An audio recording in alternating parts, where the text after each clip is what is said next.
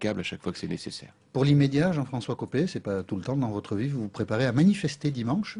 Oui, absolument. Je Vous l'ai l'avez d'ailleurs fait souvent dans votre vie? Non, mais... je l'ai fait très peu parce que je Voilà. considère que une manifestation pour un responsable politique, ça reste un événement exceptionnel. Et certains disent même que votre place de président de l'UMP, certains membres de l'UMP, Christian Estrosi, Nathalie Kosciusko-Morizet, François Fillon, votre place n'est pas dans cette manifestation. Quand on est président d'un grand parti d'opposition, Enfin, écoutez, on ne manifeste pas, ce n'est pas la rue qui gouverne. Là encore, j'ai envie de dire, moi je respecte le point de vue de chacun et je comprends que chacun respecte le mien. J'ai toujours dit que je considérais que lorsqu'il s'agissait non pas d'une mesure du quotidien, on ne va pas manifester à chaque fois que le gouvernement annonce une nouvelle hausse d'impôts, sinon ce serait 3 fois par jour. Bon, non, il s'agit plutôt dans des moments importants, lorsqu'il s'agit d'une réforme imposée, sans aucun débat, qui viennent à, par exemple, fermer les yeux sur la montée du communautarisme, je pense au droit de vote pour les étrangers, porter atteinte à la cohésion de notre société, sans débat là encore, ou bien porter atteinte aux intérêts fondamentaux de notre pays.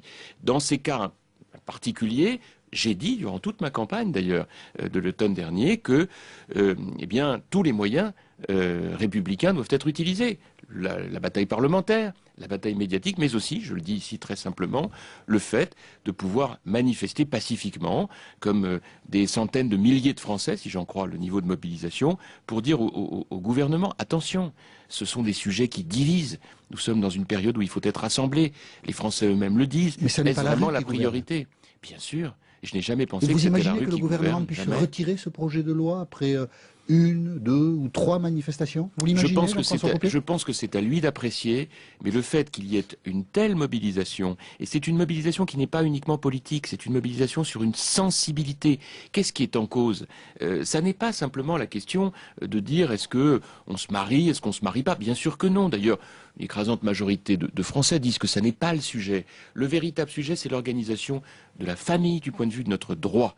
Et moi, je regrette qu'il y ait eu autant de maladresse, par exemple, de la part du gouvernement concernant les propos tenus à l'égard de l'enseignement libre, catholique, l'enseignement privé. Je regrette de la même manière qu'il n'y ait pas eu de débat. Ce qui est fou, c'est que sur un sujet comme celui-là, qui concerne l'adoption et peut-être même la procréation médicalement assistée, il n'y ait eu aucun débat. Et vous regrettez aussi les propos, par exemple, Alain les évoquait, de Monseigneur Barbarin, qui disait c'est la porte ouverte à la polygamie et à l'inceste. Enfin, vous les regrettez ou pas? ils ont peut-être été maladroits dans la manière dont ils ont été formulés. Ils ont surtout donné lieu à des interprétations qui conduisaient à un énorme contresens.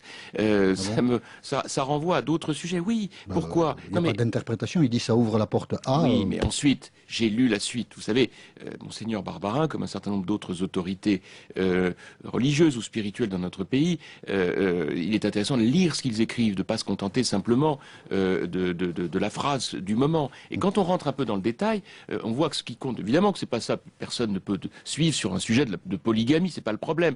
Ce qui est intéressant, c'est d'en appeler à une réflexion plus globale sur quelle organisation juridique pour la famille en France? Et surtout, la question de savoir est-ce qu'on est sur le droit des enfants ou le droit à l'enfant? Et je défends, moi, plutôt l'idée du droit des enfants. Et c'est ça le sujet. Vous aurez l'occasion, Jean-François Copé, de poursuivre